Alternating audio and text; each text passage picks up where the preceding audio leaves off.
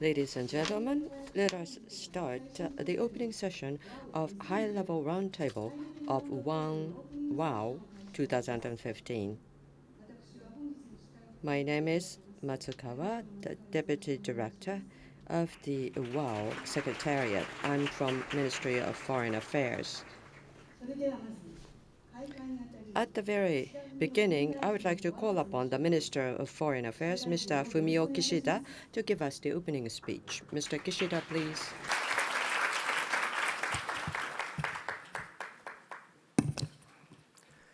Ladies and gentlemen, I would like to warmly welcome you all to a second World Assembly for Women. This year, we have attendance of approximately 150 people from about 40 countries, nearly doubled compared to last year. I feel grateful that more and more people are interested in WAW. The Abe Administration decided that Japan would take a lead in the field of women. WAW shows such a commitment in a concrete way. And making it possible for women to exert their great potential is Japan's immediate challenge as we will enter into an aging society faster than any other country. Japan has been transforming our determination into action. In a new development cooperation charter, which we formulated last year, we stipulated for the first time ever the importance of promoting the participation of women as a bearer of development. On disaster risk reduction, Japan proposed to attach importance to women's participation in this field at the third UN World Conference on Disaster Risk Reduction. Today, we have prepared a handout on Japan's implementation of WAW to do, which I summarized as chair last year. I would like to underline that WAW to do is a document presented to the world. So I hope not only Japanese people, but also people around the world will follow up this list. WAW for all is this year's theme. At today's high-level roundtable, we have a table to discuss the issues of men's participation and another to address challenges women with great difficulty face. We are also providing a place for discussion among young people. On global issues, we have 3 tables with the themes of education, peace building, and international cooperation. Japan will do its utmost to make the 21st century a world with no human rights violations against women. I hope today's discussion will contribute to creating such a world. Promoting women's active participation in the society serves everyone, including men, children, and the elderly. I would like to close my remarks by hoping that all of you will have frank exchanges of views today and make this year's conference productive. Thank you very much. Thank you, Mr. Kishida. Now we would like to go on to hear from Minister Haruko Arima, who is the Minister in charge of Women's Empowerment. Minister Arimura, please.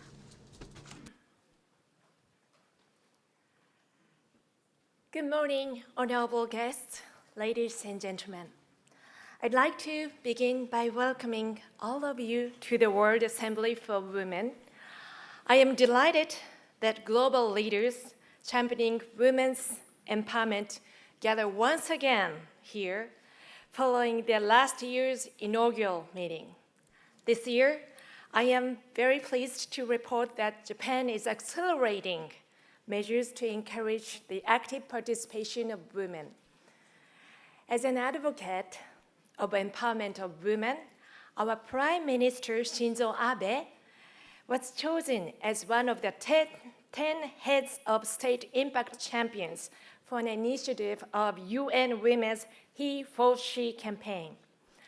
Our Prime Minister is committed to mainstream women's empowerment among not only international agenda as well as Japanese domestic policies. We are getting to achieve a tangible increase in the momentum of these efforts. Yesterday turned out to be a historic, very special day in Japan.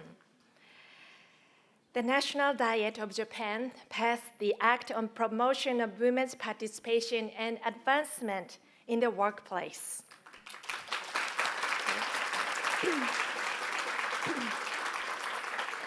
Thank you very much. Under this new legislation, the national and local government agencies and large companies are mandated to devise and disclose action plans for women's empowerment. Promoting the participation of women in companies enhances their competitiveness through diverse values and new perspectives. These efforts, in turn, attract more outstanding talented people to such companies and create positive cycle that will furthermore spread to other companies and areas of society. The empowerment of women is essential for the sustainable development of Japan and the world. As a minister, I see my role as making sure that this is not a zero-sum game between women and men, in which women are going to gain and men are going to lose ground. Rather, we should encourage each other to make sure the movement create a win-win situation, and this has to be the way for success. It is not just about making positive changes for women, but also making progress for men, for elderly, for infant children, for people with a disability, and so on. I'm convinced that women's empowerment makes the world a better place to live for all. We are here to take the lead. The theme for this year, as Minister of Foreign Affairs Kishida mentioned, WAW for all. As women and men from diverse backgrounds and generations, let us sit down together to have discussions, generate ideas, and put these ideas into action in order to support the movement, empowerment of all the men and women of the world. I myself have actively engaged to prepare the special session that will be held right after this session. The session is entitled Women's Empowerment Through Sanitation: How Restrooms Impact Safety, Education, and Quality of Life for Women.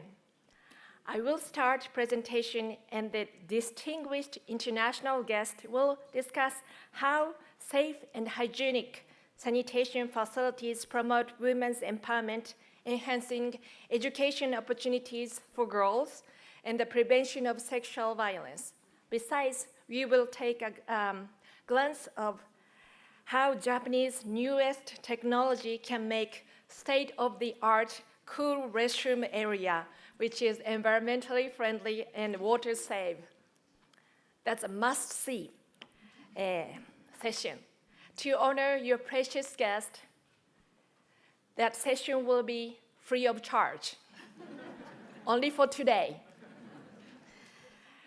Again, thank you very much for your enthusiastic participation on WAW and have a strong interest in Japan. I really appreciate with people of Japan. Each of us are essential part of WAW, and each of us are essential part as an agent of change for human dignity. Thank you very much. 有村大臣どうもありがとう。 Thank you very much, Minister Arimura. 引き続きまして、パーニーヤトゥートゥラ。 We would now like to introduce the chairwoman of the Lao Parliament, Mr. Paniya Tutu. Mrs. Paniya Tutu. Fumio Kishida, Minister of Foreign Affairs of Japan, Excellencies, distinguished delegates, ladies and gentlemen. It is my great pleasure and honor to attend the World Assembly for Women 2015 here in Tokyo. Yesterday, I had an opportunity to listen to various distinguished female leaders and speakers who are rich in experience and knowledge. All of them are a great inspiration to us women to continue our determination to move forward. I am of the view that the topic covered in the panel discussion and special sections of this meeting represent the issues and challenges to the advancement of women at the international level as a whole. In order to address these challenges, the Lao PDR has actively implemented the CEDAW and has streamlined it into national policies. The Constitution, the relevant laws and legislation, as well as the periodic national socio-economic development plans, with a means of protecting and promoting women's rights. In addition, we have established a number of mechanisms from the central level to the local level to carry out the great responsibility of protecting and promoting the rights of women. These mechanisms include the Lao Women's Union, the National Commission for the Advancement of Women, and the Women Parliamentarians Caucus. With the efforts of the government as well as of all stakeholders, we have been able to take satisfactory progress in promoting the role of women and women's participation in all areas.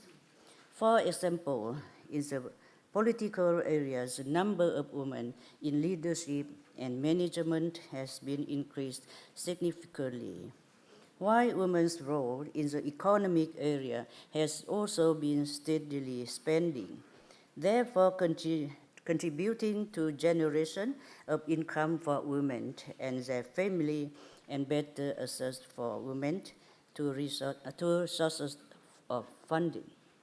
In the area of social-cultural development, women taken on the important representative role of preserving Lao cultural traditions. Moreover, the majority of women has access to health service and equal education opportunities as men. All this has contributed toward the attainment of the Millennium Development Goals as set out by the United Nations. In my capacity as the President of the Lao National Assembly, I have strongly pushed for an increased representation of female parliamentarians, while also advocating for the adoption of legislation that aim to protect and promote women's rights, and the increase in the budget of education, health, and rural development, and poverty reductions, and all of which are very related to women. Distinguished delegates, while progress has been made, Lao women are still facing challenges in the exercise of their rights. Therefore, the Lao PDR will continue the implementation of existing key initiatives and activities as follows.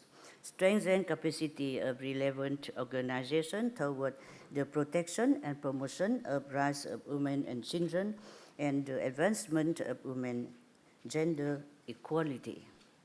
Promote a search for women to all services, include education, information, and health services.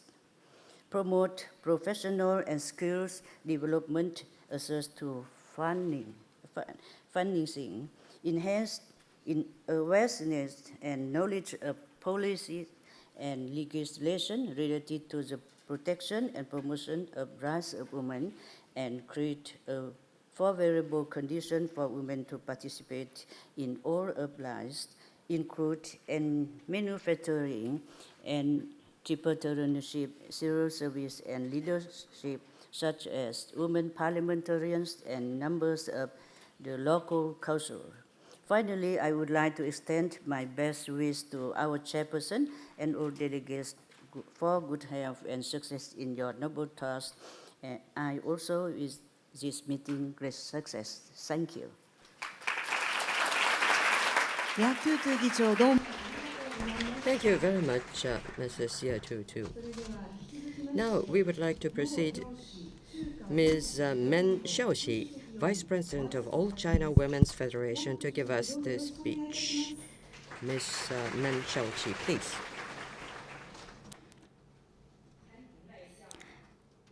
Distinguished Prime Minister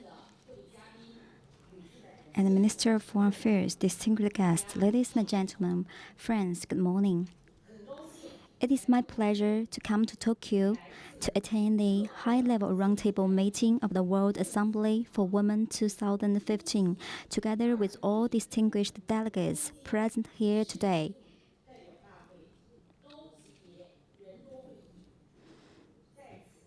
Hereby, on behalf of the All China Women's Federation, I would like to extend our warm congratulations on the convening of the meeting and our gratitude to Japan for their elaborate preparations and thoughtful arrangements in hosting this meeting.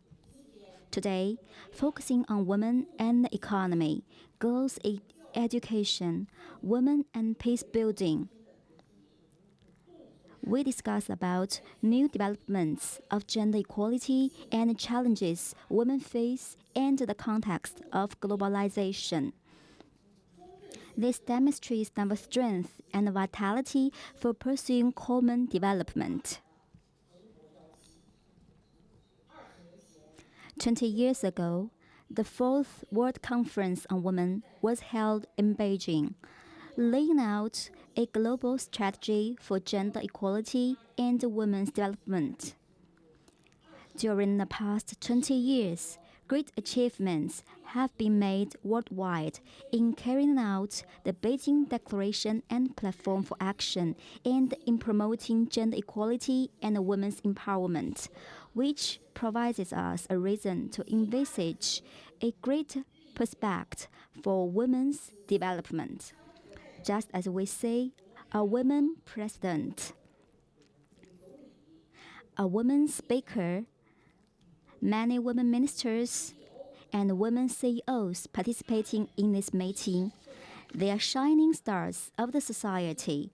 We're happy to say more and more women are shining in national and international arena of politics, economy, society, technology, and culture,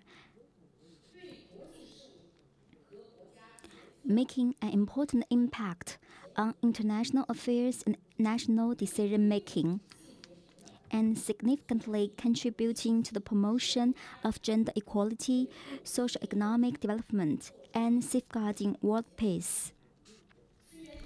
Although women's socio-economic contribution has won universal recognition and women's status have been improved unprecedentedly,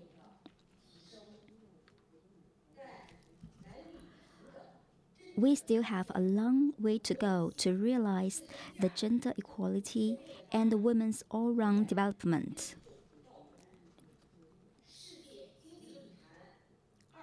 The Global Gender Gap Report 2014 by World Economic Forum indicates that women and men around the world are more equal in health and education. But the glass ceiling still exists to some extent in terms of women's participation in economic development, decision-making, and social management. Empowering women is an important prerequisite for women's survival, development, and self-fulfillment. Narrowing the income gap between men and women is a manifestation of social justice and progress. They are essential for harmony and stability of the society and healthy development of the economy. Governments should take more effective measures, including by increasing investment, to ensure women's equal participation and their equal enjoyment of development. Today's girls are tomorrow's mothers. Quality education for girls not only affects this development, but also have implications on the future of a country or a nation. We are glad to see that since the 4th World Conference on Women 20 years ago, more and more people have paid closer attention to girls' education.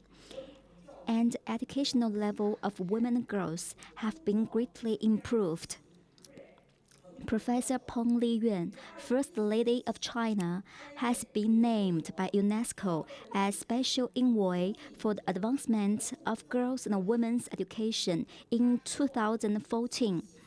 She has promised to do what she can to help more children and women to receive education and change for the better. I believe that with our joint efforts, awareness on girls' education will be raised and a favorable environment for girls' development will be created. This year marks the 70th anniversary of the victory of the World Anti-Fascist War. On this special time, we should reflect history and cherish peace all the more. Peace did not come easily. It has come at a very heavy cost of mankind. Women are the biggest victims of war and conflict. Peace is not only necessary for human development and progress, but also the necessity for women's self-development. Without peace, no equality, rights, and dignity can be talked about. Therefore, women should be an important force to promote and safeguard peace. And also, I think that is why this become one of the important topics today. 15 years ago, for the first time, the UN Security Council resolution confirmed the impact role of women in promoting peace and security. I sincerely wish that women of all countries will work together to build a harmonious world of enduring peace and common prosperity. Ladies, gentlemen, friends, China is the largest developing country in the world, and women accounts for nearly half of the total population of 1.3 billion. The Chinese government has always attached great importance to the role of women and promotion of women's equal development. The status of women in China has been increasing, and the environment for their living and development has been greatly improved. As an unignorable force, Chinese women now are playing an active role in all fields of country. As the largest women's organization in China, the All China Women's Federation has always taken women's economic development and girls' education as essential work. In order to solve the problem of funding shortage for women in poverty alleviation and business creation, we have formulated a subsidized microcredit policy for women since 2009, and we have provided business startup capital to nearly 5 million women. Millions of women created their own businesses and were employed with the policy. We have set up 8,100 business creation bases for female college students and over 5,000 women hand-weaving bases in China, and have formulated preferential policies of tax reduction and exemption, financial subsidies, and venue arrangements for women who start their business. In promoting girls' education, the Springboard program carried out by ACWF has financially assisted 2.5 million girls, constructed 1,154 Springboard schools, provided practical skills training to more than 500,000 girls. In addition, ACWF has established friendly relations with nearly 700 women and children's organizations and institutions in 170 countries and regions and UN agencies. We actively participate in the multilateral affairs for women and have exerted unremitting efforts promoting women's friendly exchanges and the maintenance of world peace. Ladies and gentlemen, friends, yesterday, Madame Nuka, Executive Director of UN Women, mentioned in her remarks that China will cooperate with UN Women to co-host the Global Leaders Meeting for Gender Equality and Women's Empowerment at the UN headquarters in New York during the General Assembly this September.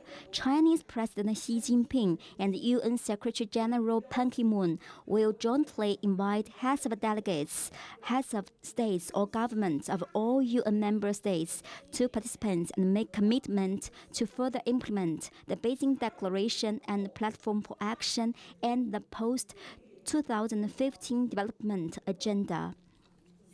We believe that this meeting will make new contributions to gender equality of the world.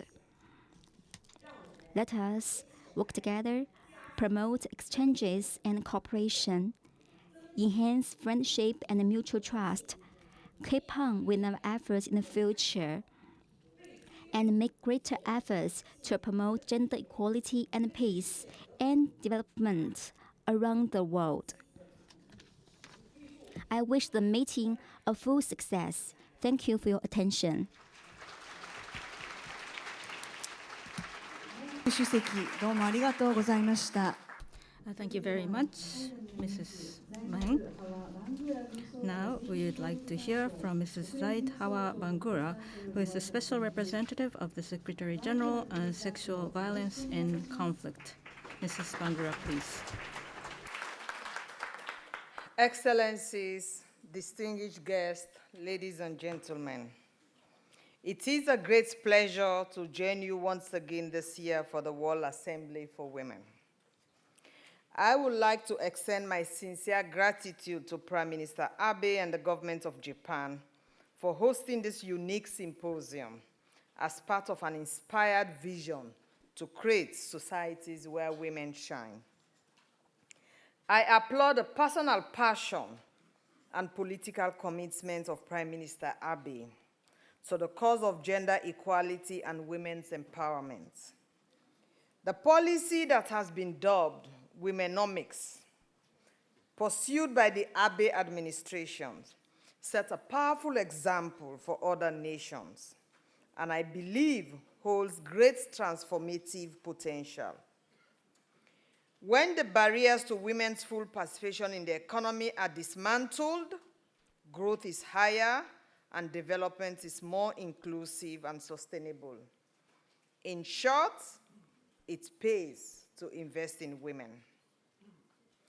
It is my great hope that WAW will be institutionalized as an annual forum, because we have been promised many things as women in many conferences and meetings, but we need a space to take stock of these commitments, build new partnerships, and hold the world accountable.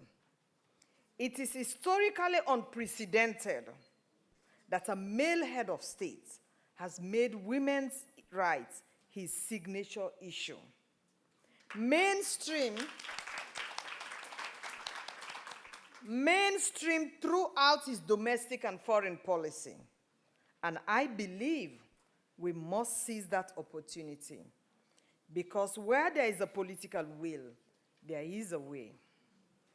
Japan has been a steadfast supporter of my mandate to end sexual violence in conflict since its inception, and is a leading donor to this cause. Its support has enabled the team of experts on the rule of law in my office to assist government to combat impunity for sexual violence and to redirect the stigma and shame of rape from the victims to perpetrators in settings such as the Democratic Republic of Congo, Somalia, and the Central African Republic.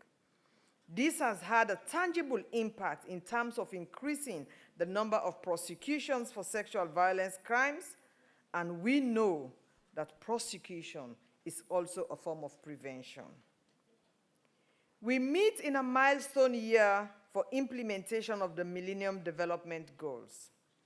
Yet, as we welcome the advent of a new sustainable development agenda, a confluence of global crises, from rising violent extremism to levels of civilian displacements not seen since the Second World War, threatens to stall or even reverse the progress that has been made. I have seen firsthand in many war-torn corners of the world the overlapping crises in health, education, infrastructure, and living standard caused by armed conflicts. I have seen the threats posed to women's lives and livelihood. One of the greatest threats facing women is the widespread and systematic use of sexual violence as a tactic of war and terror. Since antiquity, in cities occupied or under siege, rape, sexual slavery, and forced marriage was simply what it meant to be a woman in a war zone. Today, women's bodies are still being used as battlefields in wars started by men. My recent visit to settings such as Syria, Iraq, and Nigeria made me wonder why extremist groups are so afraid of women's freedom. It is hard to believe that in the 21st century, girls have been abducted from their schools with impunity. They are being auctioned, sold, and traded in slave markets, reminiscent of the Middle Ages, sometimes for a few thousand dinars, sometimes as little as a pack of cigarettes. In the theaters of conflict I visited in the Middle East, women and girls find themselves under assault every day, and with every step they take, whether at border crossings, checkpoints, during house searches, in displacement camps, and in detention centers. The greatest guarantor of women's rights is a peaceful state. Statistics show that maternal mortality rates more than double in war-torn countries. The number of women holding legal title to land is almost halved in the wake of war. The net enrollment of girls in primary school drops dramatically, while early marriage spikes. Discussions on development goals and targets can often seem abstract. But let me tell you what I see when I think about the face of poverty. It is the face of a woman who has been raped, cast out of her home and community, and forced to fend for herself and her dependent children in an environment of ongoing insecurity. This woman will confront greater threats and take greater risks because the basic health and subsistence needs of her family are not met. And so the vicious cycle of violence and exploitation continues. But we can push back. Sustainable development and sexual violence prevention are interlocking issues. There can be no economic or social security without women's security. No peace without peace of mind for women and their families. and no development when half of society's potential is squandered. It is time to elevate gender equality and women's empowerment to the heart of global policy agenda. After all, women cannot all have the sky, as the Chinese proverb says, if they are trapped beneath glass ceilings. We're here in this symposium because we take women's rights seriously. So let us be bold and picture a world free from gender-based violence. This will be a world where no woman walks in fear of the sound of footsteps behind her at night, where no girl's dreams are deferred because threat and intimidation prevent her from attending school, and where women are equally represented on the front line of force law enforcement, throughout the security sector, and the upper echelon of political power. This may seem as an elusive, even utopian goal, yet all of these things, freedom of movement, freedom from violence, the right to an education, to equal opportunity and participation in public lives, are obligations, not just aspirations. Allow me to end on a personal note by saying that I speak to you today not only as a United Nations officer, and not only as a former government minister, but as someone who knows what it means to be vulnerable, discounted and devalued because I was born a girl, and to be targeted for violence as a woman who spoke against my nation's brutal civil war, in which an estimated 65,000 women were raped. My mother, who could not read or write, risked everything to ensure that her only child, her daughter, got the education she was denied because of her gender. And so many studies have shown increased educational and economic opportunities for women correlate with enhanced respect, both within and beyond the family. Conversely, the lower women's status in terms of health, wealth, and education, the greater their risk of exposure to violence. Education is truly the golden key for unlocking human potential. So let us ensure that we pass from girl to girl, from generation to generation, because educated women have the power to empower. Thank you. Bangura 特別代表 Thank you very much.